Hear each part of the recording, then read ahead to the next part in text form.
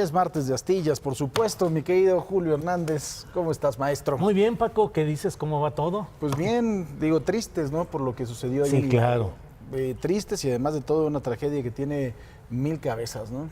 Claro, es todo una historia que es la concreción de esa situación social de nuestra continua y permanente actividad relacionada con la corrupción, Francisco, desde las licencias de manejar hasta los permisos y concesiones para grandes proyectos. Vivimos inmersos en un proceso de proclividad hacia la corrupción que hoy se topa con esta postura de Andrés Manuel López Obrador, del presidente de la República, de iniciar un combate contra la corrupción que obviamente va significando toda una serie de problemas, de resistencias, de confrontaciones y en este caso de la mafia del huachicol, pues con resultados tan trágicos como los que estamos viendo en Tlahuelilpan, donde se concentran o se condensan todos estos ingredientes.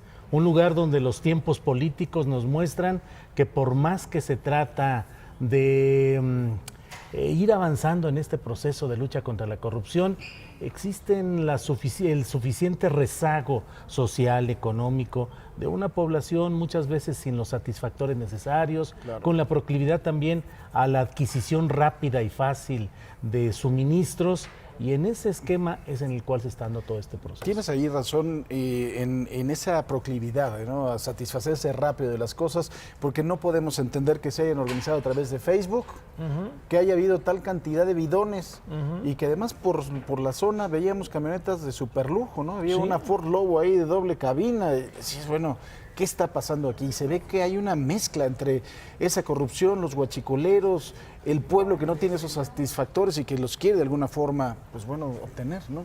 Claro, porque además esto es una larga historia. Hidalgo es un lugar con una larga historia de cacicazgo, de atraso, de grupos delictivos en lo político y en lo expresamente delincuencial, que a lo largo de muchos años han mantenido Hidalgo en un atraso y en una situación muy, muy delicada. La existencia de parcelas donde se perforaban los ductos y se surtía cotidianamente a los vehículos como si fueran gasolineras alternas, eso es una historia de mucho tiempo atrás que han conocido los presidentes municipales, los gobernadores y desde luego el aparato federal también de inteligencia y de información. Y además hay muchos Tlahuelilpan, no solamente existen muchos lugares donde se está dando todo esto. A mí me parece que el presidente López Obrador está ahí teniendo pues la primera parte de un largo proceso que necesariamente, Paco, tiene que ser doloroso y difícil porque llevamos una acumulación de inercias, de indolencia, de tolerancia ante estos hechos de corrupción que solo se van a ir caminando lentamente. ¿Sabes? Yo hay algo que no puedo, que no estoy de acuerdo, que en función de una postura ideológica quieras culpar a un gobierno, ya sea el pasado o a de tragedias que verdaderamente no puede haber un solo culpable, ¿no? Y ahora salen algunos a decir que esto se podía haber evitado si el ejército hubiera actuado. Pues ¿cómo quieren que actúe? ¿De qué forma? ¿No, Dios?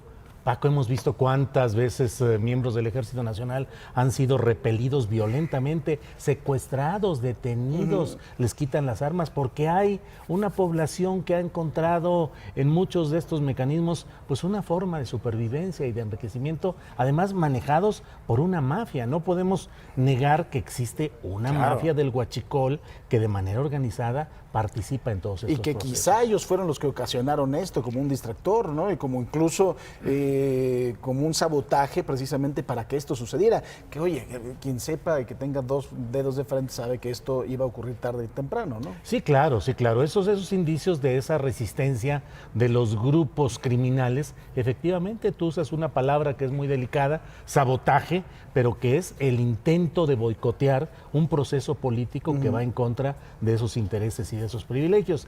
Estamos en un proceso en el cual se busca también la desestabilización del propio gobierno gobierno de López Obrador. Son demasiados los intereses, demasiadas las circunstancias que están siendo afectadas y en ese proceso vamos a vivir muchas circunstancias todavía difíciles.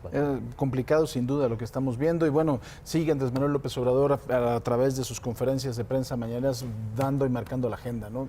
Como Sí, lo decíamos bueno, la semana pasada. Es un ejercicio impresionante, se ha convertido ya en el jefe de información de todos los medios nacionales. Y el suyo propio, Y el porque el suyo jefe de información de él, quién sabe dónde andará, ¿no? Bueno, él no tiene jefe de información, él es su propio jefe de información.